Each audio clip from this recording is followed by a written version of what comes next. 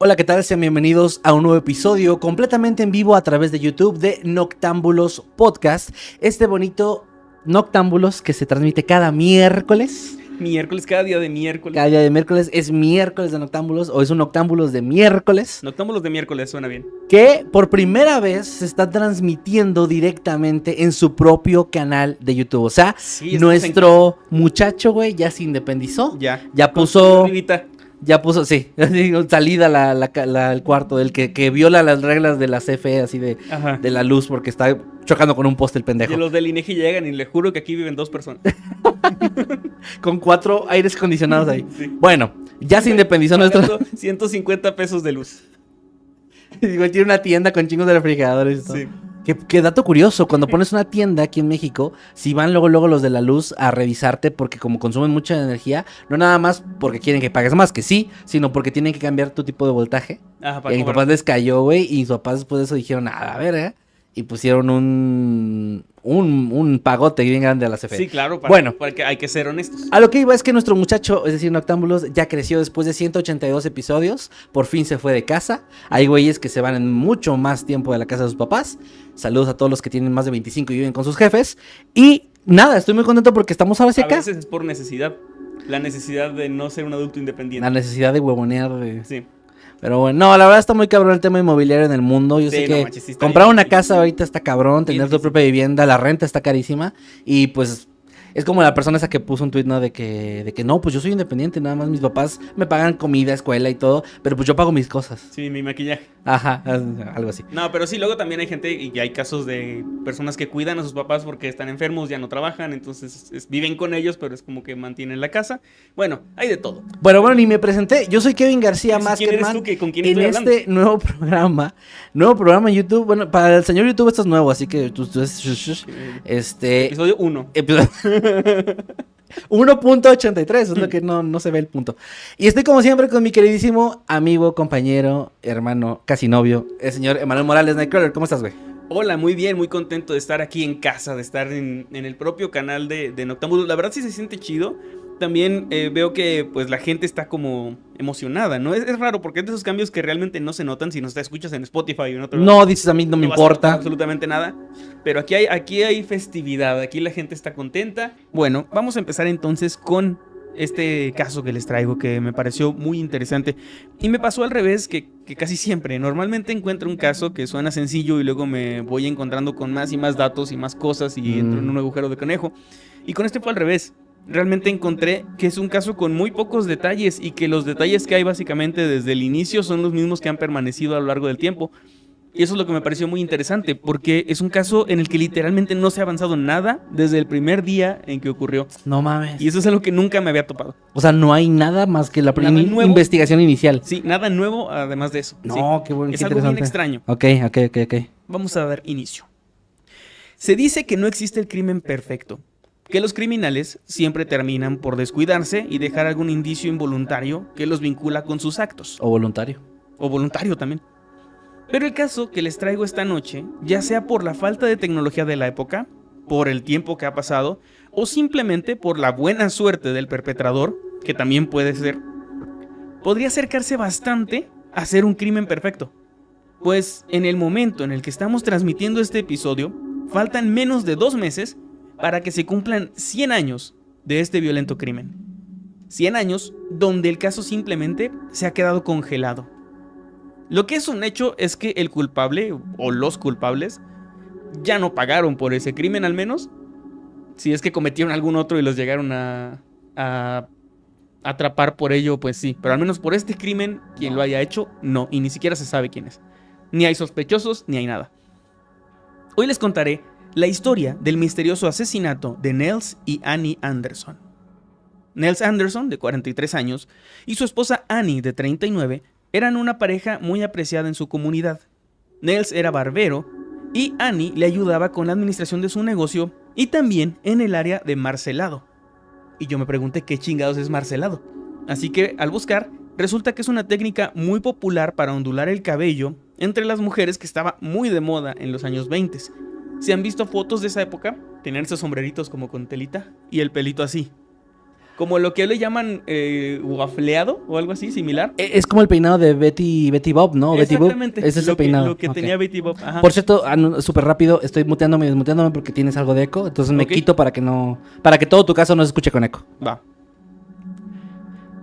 Entonces ella era quien se encargaba de hacer el marcelado a las chicas de la época. Ambos atendían la barbería que estaba ubicada en el número 2911 en la avenida Minnesota, mientras que la hermana de Ana cuidaba a los 4 hijos de la pareja. O sea, ellos trabajaban básicamente todo el día y la hermana, la cuñada del barbero, pues los cuidaba a los niños, eran 4 en total. No encontré sus edades exactas, pero me encontré una página donde decía que oscilaban entre los 6 y los 12 años. Lo que yo calculo es que más o menos unos 2 años de diferencia se podrían llevar entre sí. Serían unos 6, 8, 10 y 12, más o menos. Eran una familia bastante próspera, que si bien no eran ricos, pues les iba muy bien con su negocio. Que también siento que era un poco extraño para la época que ambos trabajaran en un negocio familiar. O sea, marido y mujer levantando juntos un negocio es algo bastante común hoy en día. Pero siento que antes era más común que el esposo trabajara en algo y la esposa estuviera en casa, ¿no? No sé, creo que los negocios familiares sí era como hasta común que luego las mujeres se hicieran cargo, pero... De administraciones, ¿sí? Sí, lo raro era, creo, que trabajaran los dos fuera de casa. Sí, que estuvieran al mismo tiempo fuera. Sí, porque el local no era su casa. Estaban en un local, no sé si rentado o comprado, pero era un local externo. Sí, está algo raro. Sí. De hecho, era una familia próspera y tan queridos, tan apreciados, que de hecho no se metían en problemas con nadie. Y esto fue un detalle que a posteriori volvería mucho más difícil el trabajo de investigación de las autoridades, porque investigar quién asesinó a alguien sin enemigos es mucho más complicado. Alguien que no tenía problemas o que no le debía a nadie. La noche del sábado 8 de diciembre de 1924, Nels y Anna habían terminado su jornada laboral. Se habían despedido del último cliente y habían comprado algunos comestibles para llevar a casa y cenar junto con sus hijos. Eran unos días especialmente fríos, estamos hablando de diciembre, y faltaban tan solo un par de semanas para Navidad. Hasta donde se sabe, ellos cerraron la barbería, como lo hacían de costumbre, se pusieron sus guantes y abrigos, como les dije, hacía mucho frío afuera, y se dispusieron a salir rumbo a su auto para ir a casa. Sin embargo, eso nunca llegaría a suceder, pues algo terrible les ocurriría a ambos aquella noche, algo que hasta la fecha permanece como un misterio. Esa noche la pareja no regresó a casa, lo que obviamente no era nada usual. Ellos nunca estaban fuera y mucho menos sin avisar. Siempre terminaban su jornada, llegaban y convivían con sus hijos, con los que llevaban una relación excelente. Fue así que la mañana del domingo, la hermana de Ana, quien estaba cuidando a sus hijos, sumamente preocupada, decidió llamar a las autoridades para informarlos de la desaparición de su hermana y de su cuñado, que como dije no era para nada usual. Los oficiales rápidamente llegaron a la barbería y notaron que el auto de los Anderson todavía estaba estacionado frente al local, lo que indicaba que no habían dejado el lugar, o al menos no en su auto. Al asomarse por una de las ventanas de la barbería, vieron algo inquietante. Una mano ensangrentada, que era la mano de Nels, estaba colgando de una silla. La policía entró al local forzando la puerta y lo que descubrieron fue espeluznante. El cuerpo de Nels Anderson estaba sentado en la silla del barbero con su mano colgada y llevaba puesto su abrigo y un guante en una de sus manos. Tenía una mano desnuda y una mano con un guante. Okay. Su cabeza había sido brutalmente golpeada con un hacha. Estaba partida, básicamente. Pero lo que más llamaba la atención era la aparente ausencia de lucha. La barbería estaba llena de sangre, pero no había señales de que Nels hubiera intentado defenderse en ningún momento y de ninguna manera. Esto podría darnos a entender que fue atacado de manera desprevenida y probablemente por la espalda, sin darle tiempo a hacer algo. Tras este hallazgo, los oficiales comenzaron a acordonar la zona y el caso de desaparición se había convertido en segundos en uno de asesinato. Cualquier sospecha sobre un crimen pasional que pudiera poner a Annie como sospechosa de la muerte de su marido se disipó de inmediato cuando el cuerpo de ella también fue encontrado en la parte trasera del establecimiento, más específicamente en un pequeño cobertizo donde había leña y cosas que ellos de repente utilizaban para calentarse.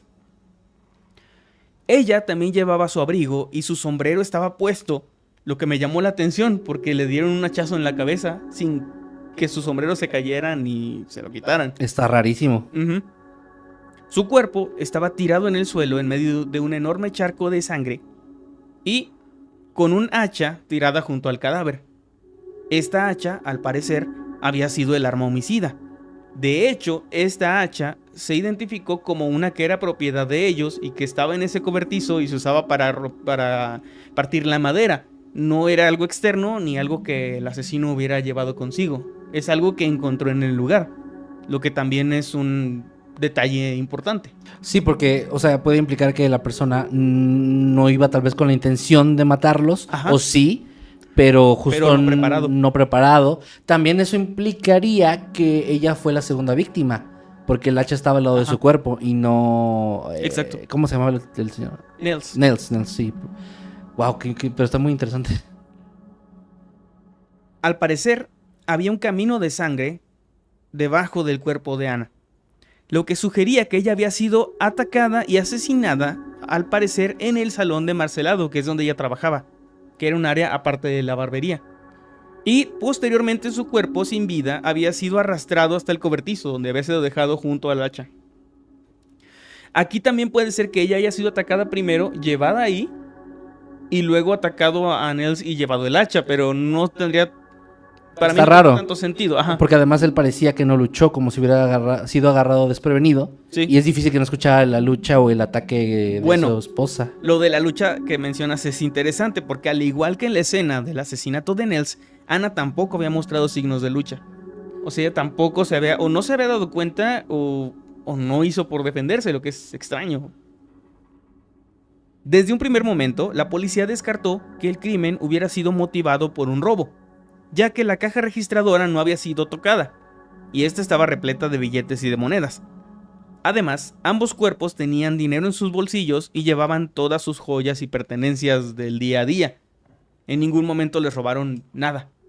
Ok, o sea, entonces ahí es donde descartan las autoridades que fuera el motivo, que fuera robarles. Sí, el móvil no podía ser robarles, era matarlos como tal. Este detalle, añadió más misterio a este caso, ya que el asesino parecía haber cometido este crimen de forma calculada y sin interés de llevarse algo de valor. Uno de los aspectos más desconcertantes del caso fue la frialdad con la que el asesino actuó después de matarlos, ya que después de cometer el doble homicidio, quien lo haya hecho se tomó el tiempo de limpiar cuidadosamente el mango del hacha, después se lavó las manos en el lavamanos de la barbería y después de eso se fue, borrando completamente sus huellas. Para ese momento ya se utilizaban las huellas dactilares como una prueba, ¿no? Para identificar a alguien. Y el asesino lo sabía. Como contexto del ADN ni de chiste, por eso digo, porque normalmente actualmente lavarte las manos en el lugar sí te podría provocar que te atrapen con rastros de ADN. De siempre dejas piel, pelo o algo. Exacto, pero en esa época no había esto. Digo, para quienes no sepan, ¿no? Sí, faltaban más de 50 años para eso, entonces no, solamente las huellas. Y se dio el tiempo de limpiarlas bien para que no lo encontraran. De hecho, también como contexto, ni siquiera se tomaban muestras de ese tipo. Ni pelo, ni nada. Entonces, no. Hay casos que se han resuelto gracias a muestras que sí se tomaron, pero esto ya tiende a ser de los años 40, 50 o más adelante. Sí, en ese momento no se solía hacer eso. Se buscaban huellas nada más y pistas en el lugar. William Schneider, que era el capitán de la policía en aquel momento, tomó el caso casi como un reto personal. Nada en la escena tenía sentido. Los Anderson no tenían enemigos, no tenían problemas con nadie, ni con los vecinos, ni con amigos, familiares, y llevaban una vida tranquila. No estaban involucrados hasta donde se sabía en negocios sucios, y de hecho pasaban la mayor parte de sus días trabajando en la barbería, lo que no les daba tiempo de llevar una doble vida o algo así. Ni al esposo ni a la esposa, ¿no?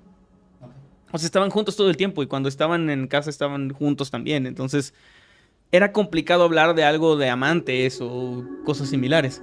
Que si bien no es imposible, Cosas ilícitas, podría ser alguna especie de negocio debajo del agua. Algo turbio, sí. Podría ser algo por ahí, pero está complicado. Pero ya entramos en el terreno de la especulación, porque no hay nada. O sea, es como...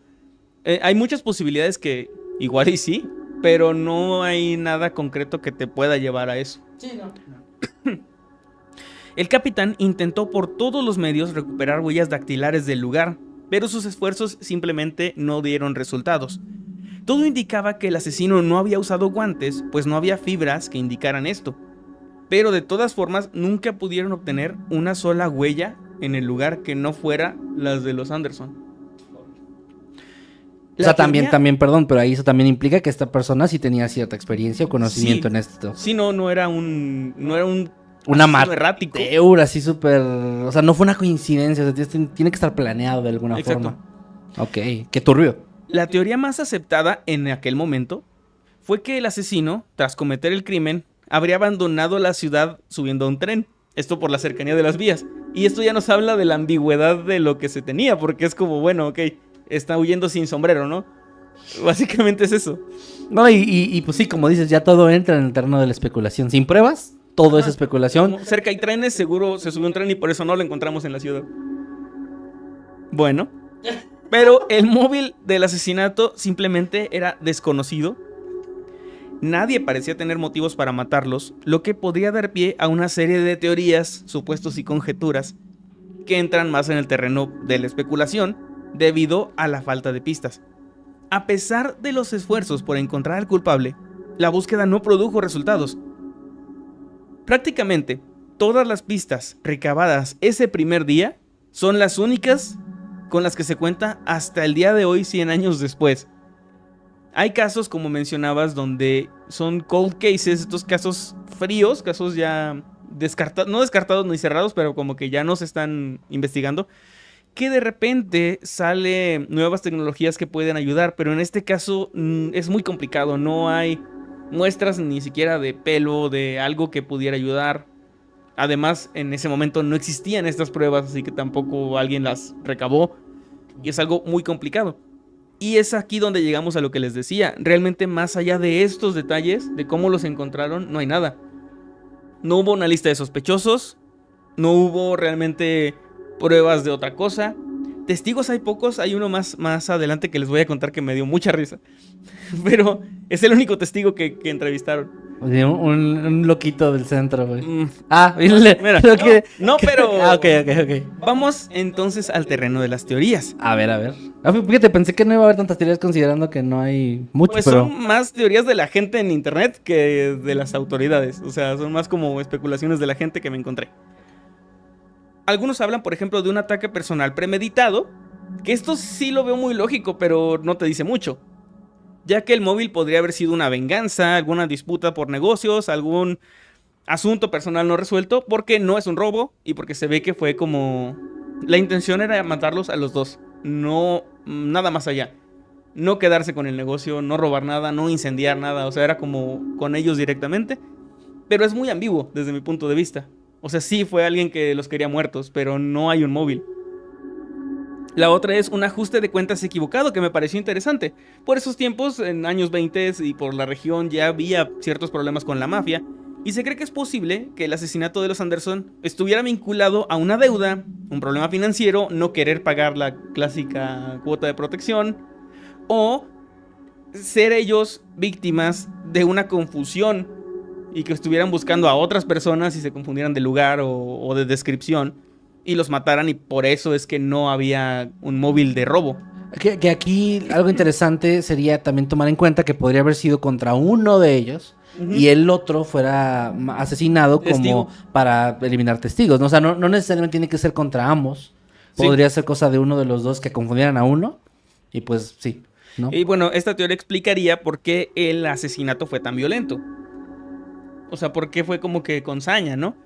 Pero también yo creo que si fuera un ajuste de cuentas por dinero les habrían quitado algo, o sea, se habrían llevado dinero de la caja, no sé.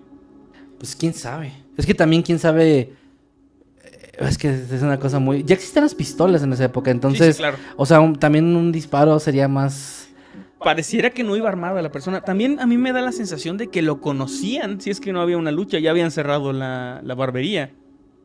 no hubieran dejado entrar a alguien desconocido. Y esa persona tendría que haber sabido que había un hacha al fondo en el cobertizo, ¿no? Eso sí, porque... Y aparte, si no hay rastros de lucha, tuvo que haberlo tomado sin que se dieran cuenta. Ajá. O cuando ya era muy tarde. Pero ni siquiera pareciera... Espalda, es que ni siquiera pareciera que se dieron cuenta de lo que hizo con uno y con el otro. No. Está rarísimo, Está muy ¿no? raro. Era un pinche ninja, güey, ese güey. Sí. Otra teoría que también... Es que todas son medio ambiguas, pero esta me parece que encaja un poco mejor. Es que el asesino fuera un desconocido y alguien mentalmente inestable.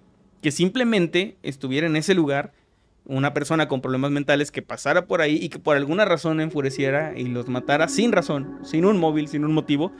Pero para mí una persona así con problemas mentales y eso no tendría como la templanza de lavarse las manos y de borrar sus huellas y de hacer todo eso para que no lo descubran. No, porque no lo haría con la intención, no estaría premeditado. Entonces no cuadra mucho. También se habla de un posible asesino serial nómada que anduviera precisamente por los trenes matando gente al azar, pero no hay registros de algo así por la época, o sea, como más casos similares de gente muerta de la nada por ahí. Pero bueno, podría ser, ¿no? O sea, sí podría ser algo así. Por último está mi teoría favorita, la teoría racista. A ver. ¿Por qué? A ver. Aclaremos que Manuel se refiere. O no sé ni a qué se refiere, no lo puedo defender. Bueno, acuérdense que fue él. Y ya, es todo lo que pido. Hay una testigo, la única testigo a la que entrevistaron, que mencionó haber escuchado una fuerte discusión dentro de la barbería la noche en que ocurrió el crimen. Al parecer, la discusión, según su oído, fue entre Nels y un hombre que según ella podía ser o negro o mexicano. ¿Cómo sabía? No sé, güey, eran los años 20, Minnesota. Es como que... Bueno. Ah, no, la calle era Minnesota, esto no fue en Minnesota, fue en... No sé. Déjame ver. No me acuerdo. Sí me acuerdo que dijiste Minnesota, pero me quedé con él. Es que la calle era Minnesota, pero no fue en Minnesota. No, creo que no lo dijiste, o eso lo dijiste. ¿Alguien en el chat sí puso atención más que yo? Sí, no me acuerdo, ¿eh? Sí, dijiste nada más la Avenida Minnesota. Es cierto, no dije lugar. Se me fue el poner el lugar. Ay, tengo el micrófono silenciado, perdón. Perdónenme. Decía que no dijiste lugar. Ajá, no. Ok. Perdónenme por el micrófono. Corregiré en cuanto pueda. Pero bueno. A ver, lo busco rápido si quieres. Años 20, señoras y señores. Entonces, esa es la teoría racista, güey. De que seguro fue un mexicano o un negro. Porque Simón. ¿Encontraste dónde fue? Ah, pues hay un periódico, así que aquí puede ser. Montana. Era en Billings. Billings, Montana, ajá. Estados Unidos. Bueno, en Montana, años 20. O sea, no cambia nada lo que estamos en el mismo chiste, pero bueno, ok. Sí. Y bueno, esa fue la teoría de esta señora, de que se oía como muy mexicano, o muy negro, porque los acentos se parecen un chingo, supongo. Mira, no sé, pero pues, para que luego no digan que... Seguro andaba en vagancia. Que es moderno el tema de la discriminación racial. Claramente. Pues, sí. Ahora, no se especifica la raza de esta señora, pero... O sea, y digo, perdón, específicamente con los mexicanos. Con los mexicanos específicamente. Obviamente el tema racial no había esclavos, no mames. Me refiero a con los mexicanos. Sí, no. De que, criminal, pues debe ser un mexicano. Sí. Y por la época hecho, o... También leí que la policía descartó esto. No porque fuera como infundado. O porque no fueran racistas ellos también. Porque normalmente, eso decía, güey. Normalmente los crímenes de negros y mexicanos tienen más que ver con acuchillamientos y no con hachas. ¿Qué? O con pistolas en menor medida, porque no tienen pistoleros. Pistolas. Bueno, pues bueno, sí. Pero bueno, a casi un siglo de este doble asesinato, ¡Órale! El caso de Nels y Anna Anderson sigue siendo uno de los crímenes no resueltos más conocidos en la historia de Billings, Montana. Nadie fue arrestado. Y las preguntas sobre quién cometió el brutal acto y por qué siguen sin respuesta hasta el día de hoy. Los hijos de los Anderson lamentablemente quedaron huérfanos. Y ya murieron. Y ya murieron para ese punto. Y el recuerdo de aquella trágica noche de diciembre se mantiene como un enigma en los archivos policiales de esta ciudad. Y fin. Buen caso. Me gusta mucho porque es un caso... Y es un caso breve, pero muy interesante, porque, exacto. Y es que es breve porque no hay más. O sea, es como sí, o sea, ya no hay más, ya se quedó ahí. Es rarísimo un caso tan... O sea, con esta naturaleza tan violenta donde no haya nada, ni un sospechoso. Y no es como, hubo sospechosos, se descartaron, por ende no hay sospechosos oficialmente. No hay ni siquiera alguien con quien empezar. Que para mí no habría que descartar que esta señora sí escuchó una discusión, más allá de su racismo. Parece que sí. O sea, ¿estás diciendo que los racistas también son personas? No.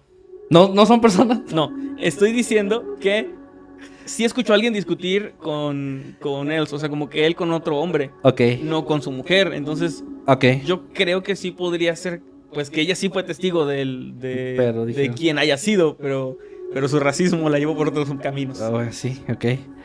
Muy bien, excelente caso. Fíjate que está muy interesante porque debe haber, o sea, no sé si este será, no, a lo mejor en Billings, pues sí, porque no es un espacio tan grande, una ciudad tan grande, pero debe haber un punto donde estos casos se vuelven todos casi así, y es que lo hemos mencionado, casi todo lo que traemos es del siglo XX, ¿sí? O del siglo XXI, o algunas cosas que van más atrás, pero ya entran un poquito más en el terreno de la leyenda, y no tanto como un caso documentado, investigado de forma oficial. Y eso está muy cabrón, porque nosotros tendemos a pensar mucho en el presente, güey. Tendemos a pensar que los 1900 fue hace un chingo, y sí, pero si lo metes en la historia que tenemos como humanidad, como civilización, está muy cabrón cómo se van perdiendo, a tal punto de que llega un punto donde ni siquiera había el tema de las huellas. No, donde nada. Antes era... Si alguien dice que eres tú y te enjuician porque alguien te señaló, ya con eso te matan, te cuelgan en la hoguera o te queman en, no sé. No, te queman en la hoguera o te cuelgan en la hoguera. Te cuelgan te queman en la hoguera. Te colgar en la hoguera, pero qué culeros. O sea, a ver, güey, pues. Así como pollito rostizado. No me limites mis métodos de ejecución. Sí, no. Yo quiero colgarme en la hoguera. No, en la horca, perdón. O te queman en la... En la horca también está culero, güey. Güey. O sea, te cuelgan y luego te prenden fuego. O que ya haya fuego abajo. Somos innovadores en este tema de las ejecuciones. ¿Sí? Bueno. O que te quemen en la guillotina. que te quemen en la silla eléctrica. Eso sí. Así te amarran y te prenden fuego. Técnicamente se achicharra la piel. No, pero que te echen gasolina y te prendan fuego en la silla eléctrica. Y luego ya te le prenden. Y luego le prenden, sí. Ya para overkill. Sí. Bueno, ya chinga. El punto es que, ¿sabes qué? Ya no voy a decir nada de tu casa, güey, chinga tu madre. ¿Te parece bien si ahora sí pasamos al segundo? Venga. Bueno, no sé si quieras mutear tu micro mientras para, nada más pues cuando intervengas. Muy bien, es muy curioso porque ustedes saben que Manuel y yo no nos ponemos de acuerdo para los temas que traemos. O sea, no sé qué temas va a traer él no sabe qué temas voy a traer yo. Y es interesante porque los dos trajimos misterios sin resolver de hace 100 años. Está curioso. Y se me hizo muy interesante. Pero bueno, igual les voy a leer la introducción que escribí para ustedes. Ojalá les guste. Es un caso que les va a recordar a otro que traje hace poquito. Y ahorita vamos a abordar esa parte. Abordar, nunca mejor dicho. Durante las primeras horas del 31 de enero de 1921, un guardacostas de la estación de Cape Hatteras, en Carolina del Norte, o Hatteras, observaba el horizonte a través de un potente telescopio. Mientras la niebla se disipaba brevemente, sus ojos se encontraron con una visión sumamente impactante. Una majestuosa goleta de 5 mástiles encallada en Diamond Shoals. Diamond Shoals era una zona conocida también como el cementerio del Atlántico, debido a la enorme cantidad de naufragios encontrados ahí a lo largo de los siglos. El guardacostas se percató de que el barco tenía un aspecto extraño, casi espectral. Sin embargo, lo que realmente le congeló la sangre fue el hecho de que hasta donde le era posible observar, no había absolutamente nadie a bordo. No, se encontraba completamente vacío. Mejor hubiéramos ido al cementerio del Pacífico. ¿Qué hay ahí? Naufragios, pero no tan feos.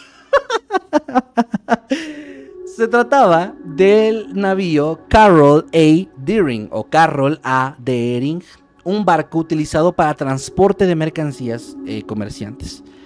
Nadie lo sabía en ese momento, pero este descubrimiento daría inicio a uno de los mayores misterios náuticos en toda la historia, uno que incluso en la actualidad, más de 100 años después, todavía sigue alimentando muchas teorías y especulaciones. Hoy les voy a contar la fascinante y extraña historia del barco Carroll A. Deering.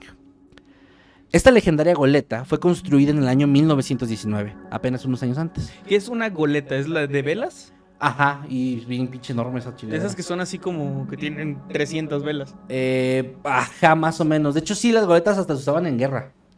Se utilizaban tipo hasta Piratas del Caribe, ¿no? Pues más o menos. Igual si buscas una imagen para que te des una idea y la describimos para el público. Yo vi la foto, pero no me la sé de memoria. O sea, no te la puedo escribir de memoria. Pero busca goleta y la describimos para los que están en audio. Pero sí, te fijas, es muy grande. Sí, tiene un chingo de velas. De hecho, normalmente estaban tripuladas por muchas personas, pero las comerciantes no tanto. Y eso todavía pasa en la actualidad. Los barcos que transportan mercancías grandes, estos buques enormes, no tienen tantísima gente como uno se imaginaría.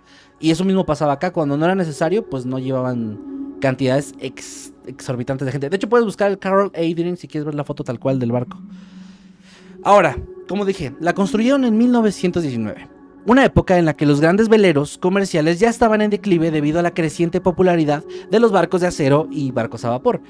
Recordemos que para el 19 estaba contemporáneo con el Titanic, entonces ya estamos hablando de que un velero de este tipo ya estaba viejito. Sin embargo, el Deering fue diseñado para ser uno de los últimos grandes barcos de madera. Una majestuosa embarcación de 5 mástiles y aproximadamente 80 metros de largo, con capacidad para transportar grandes volúmenes de carga a lo largo de rutas comerciales entre América del Norte y América del Sur. Fue botada al mar en Bath, Maine, por la G.G. Deering Company, quienes bautizaron el barco en honor al hijo del dueño de la empresa. Con una tripulación internacional de hombres experimentados, este barco estaba destinado a transportar carbón principalmente y otras mercancías entre puertos importantes como el Newport News en Virginia o Río de Janeiro en Brasil. Si eran de verdad viajes muy largos. A lo largo de su vida operativa, que fue breve, el Carroll A. Deering había navegado por diversas rutas con éxito. Sin embargo, su última misión, que comenzó en agosto de 1920, sería la que marcaría su legado para siempre. El capitán original de este barco, el que estuvo desde el inicio de su construcción, fue el experimentado William H. Merritt, un héroe de la Primera Guerra Mundial, quien durante el conflicto había salvado a su tripulación de un ataque de submarinos alemanes. Merritt era un hombre respetado y sumamente dedicado a su trabajo. Sin embargo, poco después de zarpar hacia Brasil, él cayó gravemente enfermo y tuvo que abandonar la nave en Dewey, Delaware, junto a su hijo, llamado Sewall, quien era su primer oficial. La compañía, obviamente apresuradamente, contrató al capitán Willis B. Wormel, un veterano de 66 años de edad, para que él tomara el mando del barco. Wormel, a pesar de estar retirado, aceptó la oferta y se hizo cargo del Deering. Junto a él se sumó otro primer oficial, Charles B. McLennan, o Leyan, es que es como MC Leyan con doble L. Según yo es McLean, y el barco partió hacia Brasil con una tripulación principalmente predominada por escandinavos. Este barco finalmente llegó a Río de Janeiro, capitaneado por Wormel, sin ningún incidente, entregando su cargamento de carbón en perfectas condiciones y a tiempo. Sin embargo, durante su estancia en Brasil, el capitán Wormel se reunió con un viejo amigo, un hombre, un capitán de apellido Woodwin, con quien compartió una charla mientras comían y le reveló algo bastante impresionante. Y es que él le dijo que no confiaba en su tripulación. Willis le confesó a Woodwin que creía que había tensiones a bordo y que sospechaba que algunos marineros tal vez estaban planeando algo. Según comentó, el único miembro con el que podía confiar plenamente era el ingeniero del barco, su propio miembro. No, el ingeniero del barco, Herbert Bates. Creo que estaba muteado, qué bueno. Porque dijiste una guarrada. No, pero sí escuchar, solo que bajito. Bueno, ni modo. No, yo pero tenía el dedo aquí en el stream deck para... Bueno. A pesar de estas preocupaciones, el Deering zarpó nuevamente el 2 de diciembre de 1920, esta vez con destino a Hampton Roads en Virginia, donde debía completar su viaje de regreso. Hicieron una breve parada en Barbados para abastecerse de provisiones y fue allí donde se produjo un incidente que sería clave en las especulaciones a futuro. Y es que en Barbados el primer oficial, McLellan, se emborrachó y empezó a quejarse abiertamente de que él no podía controlar a la tripulación porque el capitán interfería constantemente con su trabajo y que lo estaba desesperando mucho. Según testigos, Charles llegó a decir: "Voy a encargarme del capitán antes de llegar a Norfolk". Según esto, no, mames, testimonios del lugar. Sí, el primer oficial, güey. Ese es el más confiable, cabrón. Según. Sí. Ahora, aunque McLellan, de hecho, fue arrestado por su comportamiento en este lugar, el capitán Wormel decidió perdonarlo, lo sacó de la cárcel y continuó el viaje con él a bordo. Una decisión que sería sumamente cuestionada, especialmente por lo que ocurriría poco después. El 28 de enero de 1921, el Carol A. Deering fue avistado por última vez cerca del Cape Lookout Lightship en Carolina del Norte. Según el farero del lugar, un hombre llamado Jacobson, un tipo le gritó desde el barco notificándole que habían perdido sus anclas debido a la tormenta y le pidió que se le notificara a la compañía propietaria. Y sí, en esa zona y en esa época había algunas tormentas activas, ninguna muy grave, ninguna que no permitiera a los barcos navegar, pero esas cosas pasaban. Sin embargo, este sujeto, de acento extranjero, alto, delgado y de cabello rojizo, llamó mucho la atención de Jacobson, quien sentía que algo no cuadraba, pues no parecía este tipo ser el capitán y tampoco un oficial de alto rango, que sería quienes harían este tipo de avisos normalmente. El farero también notó que los marineros a bordo parecían estar deambulando de manera desorganizada por la cubierta, algo completamente inusual en una tripulación disciplinada. Al día siguiente, otro barco... Está cabrón cómo se fijaban en esas cosas, porque claro, era tan común, o sea, sí, como que ya tenían todo un sistema que funcionaba, entonces sí te sacaba de onda el decir, un momento, estos güeyes, ¿por qué están caminando así como tan sin saber qué onda, no? Ajá, o sea, que estén deambulando en el barco ya implicaba como que algo está raro, no deberían. Porque sí, de hecho no sé qué tanto sepan de temas de navegación y de esa época, sobre todo de cómo funcionaban los cargos a bordo de un barco, pero era un tema muy militar. Era un tema muy de disciplina, a pesar de que en la mayoría de los casos los trabajadores a bordo eran gente que a veces eran excriminales o cosas así, no necesariamente tenían, al menos los de bajo rango, no necesariamente eran soldados, ni mucho menos, pero sí estaban bajo una disciplina muy, muy marcada. Incluso podían llevar, debido a mal comportamiento, llevarlos a una especie de celda o prisión dentro del barco y tenerlos como prisioneros. Que alguien que no sepa, igual y lo pasa completamente por alto, ¿no? Pero cuando tú sabes de un tema, como que te brincan cosas. Porque yo me acuerdo mucho de una vez que íbamos en barco. Transporte público. No, en transporte público. Pero íbamos a prácticas, puros de enfermería, güey, con uniformes y todo. Y había un güey sentado ahí que traía nuestro uniforme, pero definitivamente no era estudiante y se veía bien sospechoso y bien raro, güey. No mames. Era como, todos estábamos como, este güey no es estudiante ni de pedo. O sea, lo notas tú. Primero, el pelo estaba más largo de lo que debería. Primero era un perro, entonces no creo. Sí, eso es algo que... Eso también. Era un perro pero, con uniforme. Pero traía el uniforme, güey, y su gafetito. Y su mochila transparente. Con su foto. Bueno, ese tipo de cosas, güey. Por ejemplo, traía una mochila normal, así de esas Jansport, colgada. Y ustedes que para quienes no lo sepan, al menos en Matamoros, era parte del uniforme tener una mochila transparente. Que es por un tema de seguridad, tengo entendido, sí, ¿no? Sí, es completamente por seguridad, para que no te lleves nada del hospital ni metas nada indebido al hospital. Y siempre te están checando. Sí. Sus zapatos eran correctos, pero estaban todos sucios y como amarillentos, cosa que no se puede, o sea, te regresan. No traía reloj, que el reloj es parte del uniforme porque lo usas para tomar pulso y horarios de medicamentos, etcétera. Entonces, el pelo, te digo, medio desaliñado, como más largo de lo debido. O sea, yo así como ando, no me hubieran dejado jamás entrar a hacer mis prácticas. Por eso no ejerciste, ¿no? Sí, por eso. Entonces, mi pelo, mis reglas. Sí, eso dije yo. Entonces, veíamos a este güey que aparte estaba como con su postura poco profesional, ¿no? Como, así como que... sí. Que así me siento yo, o sea, para quienes están en audio. ¿Profesional de enfermería? Encorvado, sí.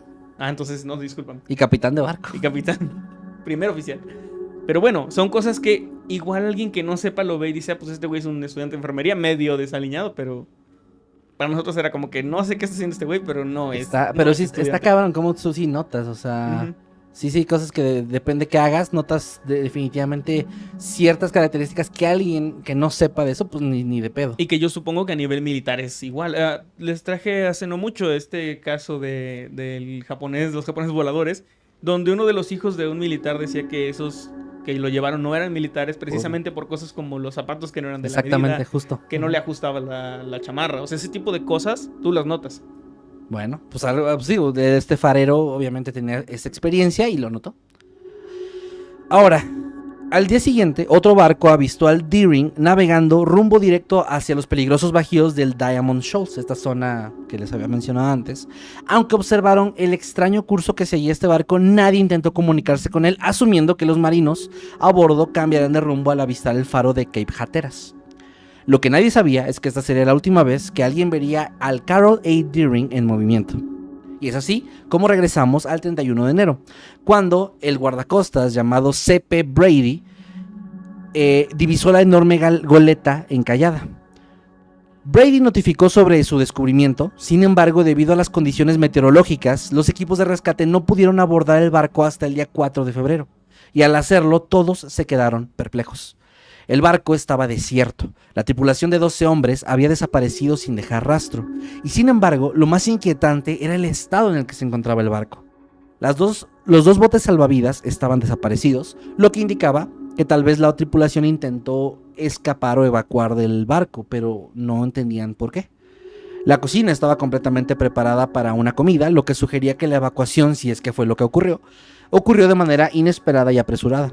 Había platos ya servidos incluso. Los camarotes estaban en desorden, pero no desorden que fuera una señal de lucha o algo similar. Desorden como que no habían alcanzado a llegar a ese punto del día donde tenían que limpiar y acomodar los camarotes.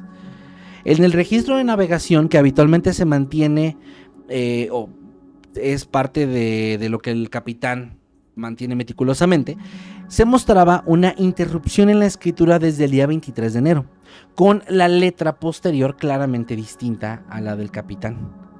Esto indicaba que alguien más, tal vez un miembro de la tripulación, que no era el capitán, había estado llevando el registro los últimos días.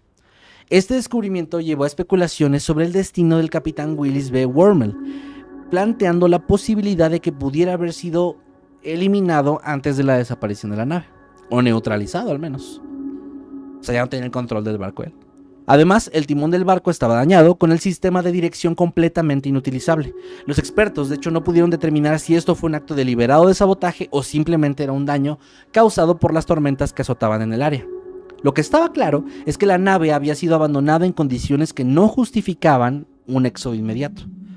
El Carroll A. Deering fue declarado entonces un peligro para la navegación y el 4 de marzo de ese mismo año, de 1921, fue dinamitado para evitar que su presencia causara más problemas en las aguas del Diamond Shoals. Pero a pesar de la destrucción del barco, el misterio de lo que ocurrió con su tripulación apenas estaba empezando. Y es que el descubrimiento de que estaba completamente vacío y de que había estado a la deriva quién sabe por cuánto tiempo fue un suceso muy alarmante que provocó la intervención de todas las autoridades. Se lanzó una investigación masiva involucrando a departamentos como el Departamento de Comercio, el Departamento de Justicia, la Marina y el Departamento del Tesoro. La importancia de este caso no solamente residía en la desaparición de la tripulación, que era extraña, sino también en el hecho de que otros barcos en la zona habían desaparecido también más o menos por los mismos días, semanas o meses, lo que aumentaba la sospecha de que algo extraño estaba ocurriendo por ese lugar. Las autoridades desplegaron búsquedas aéreas y marítimas exhaustivas en la costa de Carolina del Norte y más allá, con la esperanza de encontrar rastros de los 12 tripulantes desaparecidos, pero a pesar de las intensas operaciones de búsqueda, no se encontró rastro de ellos.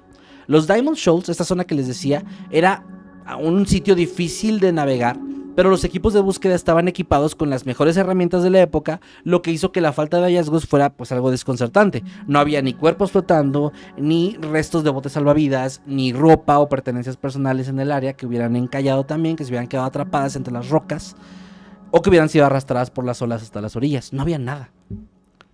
Esta falta de evidencia física llevó a los investigadores a especular sobre qué pudo haber ocurrido a bordo, ya que no había signos visibles de violencia o lucha, pues esto hacía que la posibilidad, que era la más grande en ese momento, de un motín, también se viera como no algo tan sólido, pero se consideró aún así como la línea principal de investigación en el momento.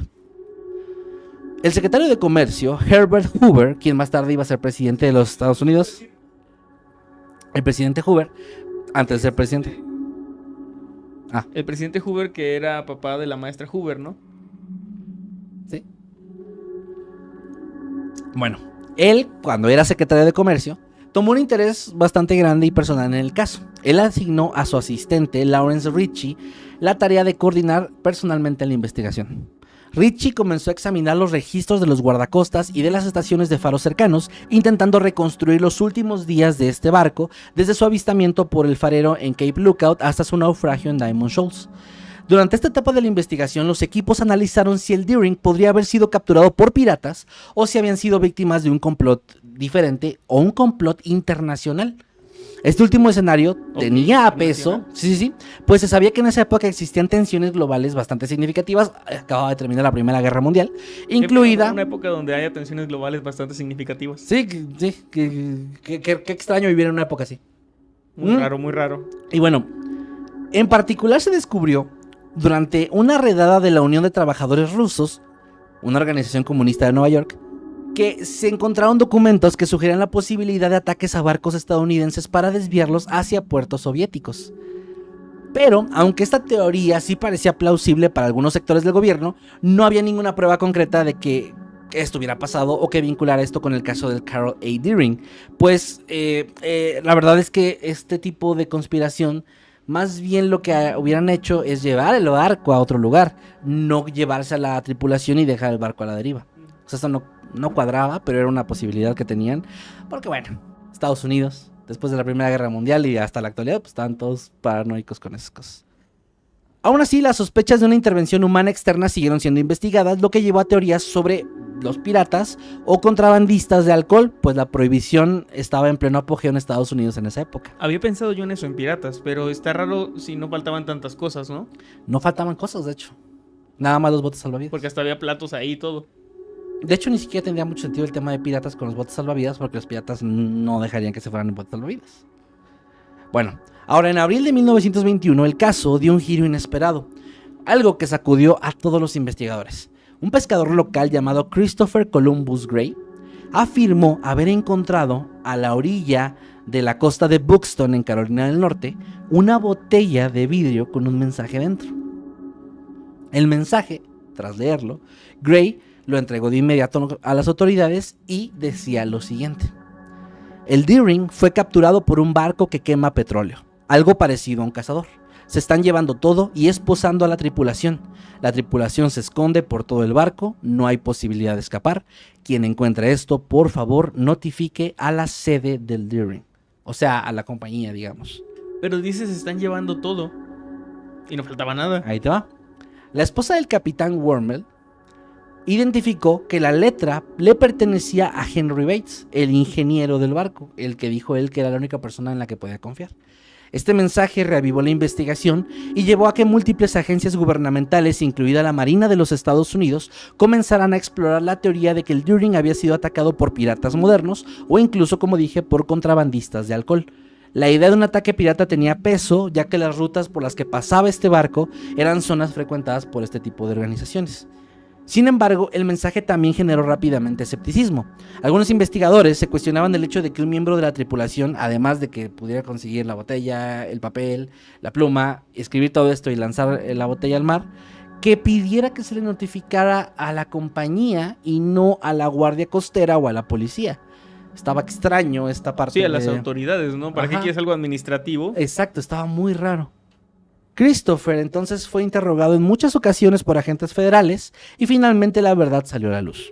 Varios expertos en escritura concluyeron que el mensaje no había sido escrito por este ingeniero, tampoco por el capitán ni por ningún otro miembro de la tripulación, que era algo falso, y tras esto Gray admitió que él había falsificado el texto en la botella con la esperanza de obtener notoriedad y con esto algún puesto, especialmente porque era lo que quería él, en el faro local de Cabo Hatteras. A ver si le dan trabajo ahí. Uno tiene sus sueños.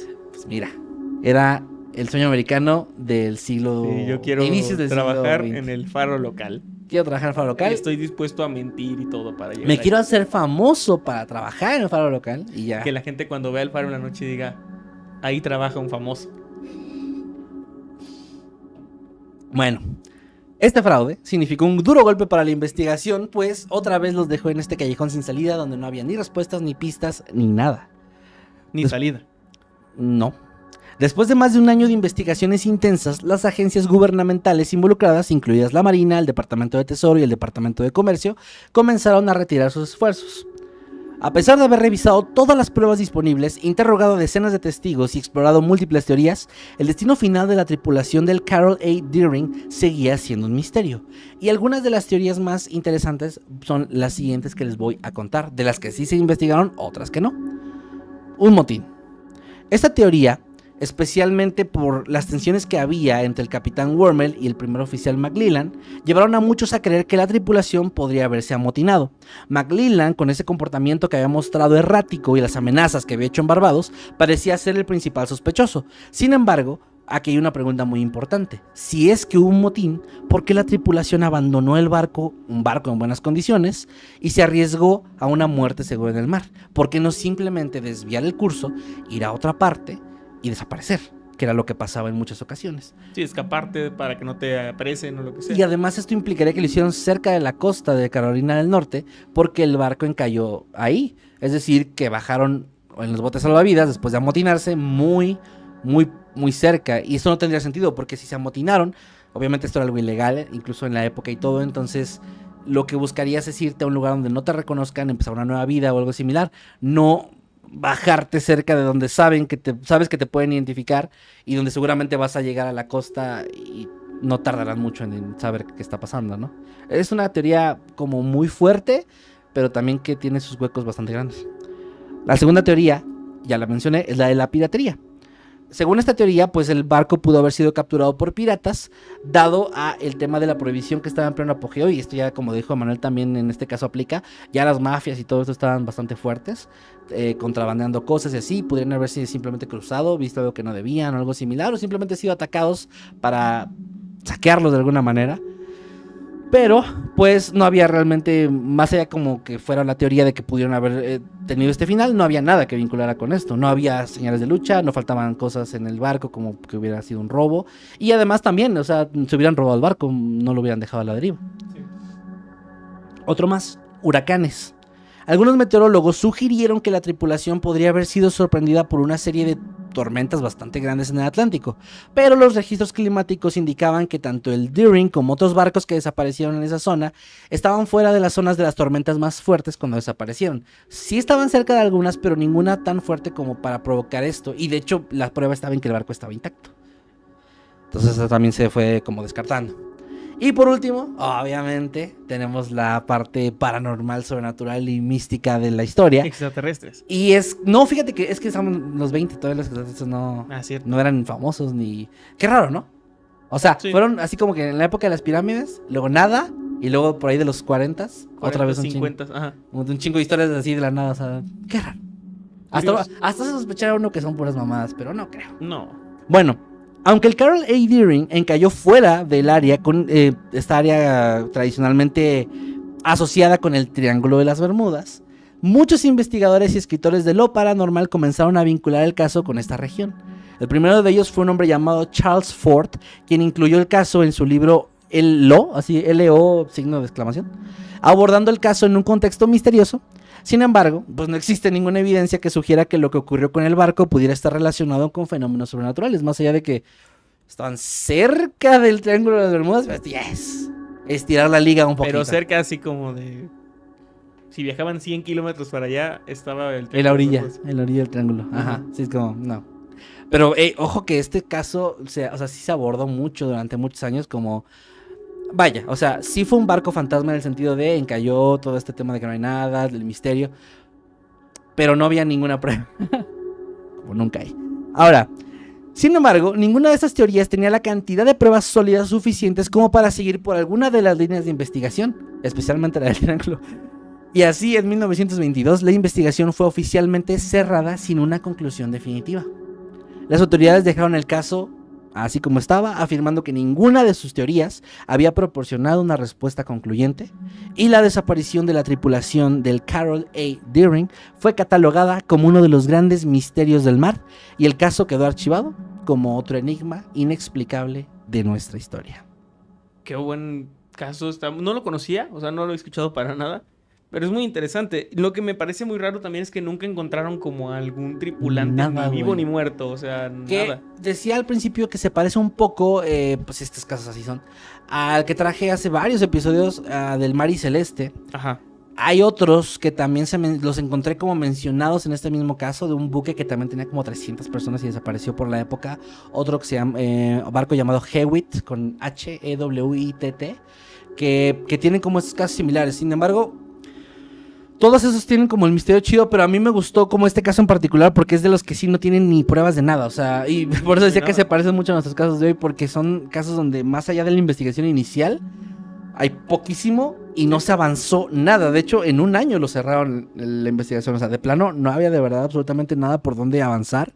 Se quedó como un misterio. A mí me gustó más el hecho de que estuviera, ya fuera de bromas, el hecho de que estuviera alejado del tema paranormal. Sí. Que no hubiera algo relacionado a lo paranormal, sino que simplemente pasó algo que se va a quedar en la historia siempre como un misterio, que solamente quienes lo vivieron saben o supieron lo que pasó, pero no hay más. O sea, es raro porque sí se pudieron haber amotinado, sí pudo haber sido piratería, sí pudieron ser mil cosas, pero nada encaja al 100% en las teorías. Todo tiene como sus huecos o sus partes de, pero ¿por qué pasó esto? Pero ¿por qué? Entonces está interesante y pues bueno, lamentablemente el Carol A. Deering duró nada más 3 años activo y fue dinamitado y pues ahí acabó su historia. Entonces ojalá que les haya gustado el caso, a mí me gustó mucho y pues nada, ahí termina. Muy interesante, es de estos que no dan tampoco mucho pie a muchas teorías, ¿no? Por la falta de... O más bien puedes tener muchas teorías, pero ninguna avanza. Sí, más bien teorías con sustento. O sea, porque básicamente el límite es la imaginación. Ajá. Igual que en el anterior. Pero con lo que tienes a la mano es muy difícil armar algo. Porque es muy, muy poca evidencia y muy poquitos datos en general. Y muy pocas ganas de investigar. También. Muy bien, gracias por habernos acompañado. Recuerden que nos vemos aquí todos los miércoles a las 8 de la noche para un nuevo episodio de Noctámbulos. Gracias por su apoyo. Bye. Y bueno, ¿cuáles son tus redes, Emanuel? Me encuentran en todos lados como @Emanuel_Night y al canal como @Mundo Creepy Oficial o Creepymundo en X. O Noctámbulos Podcast en YouTube. También recuerden seguirnos en todos nuestros proyectos, que es el canal principal de Mundo Creepy. También lo encuentran como Misterios de Mundo Creepy en Spotify. En Creepypastas de Mundo Creepy, que lo encuentran así tanto en YouTube como en Spotify. Aquí en Noctámbulos Podcast, YouTube y Spotify igualmente. Decimos Spotify por redondear en todas las plataformas de audio. Y también por último, historias de Mundo Creepy, que son relatos del público contadas así como de forma mucho más seria obviamente que aquí. Y que le está yendo increíble, también les agradezco un montón por eso. Cuídense mucho. Otra vez un demonio está atacando a Kevin. Nos vemos, cuídense, que estén muy bien. Y nos vemos el próximo miércoles a las 8. Y a la verga mis redes, supongo. ¿Y tus redes sociales cuáles son? @Kevin Más.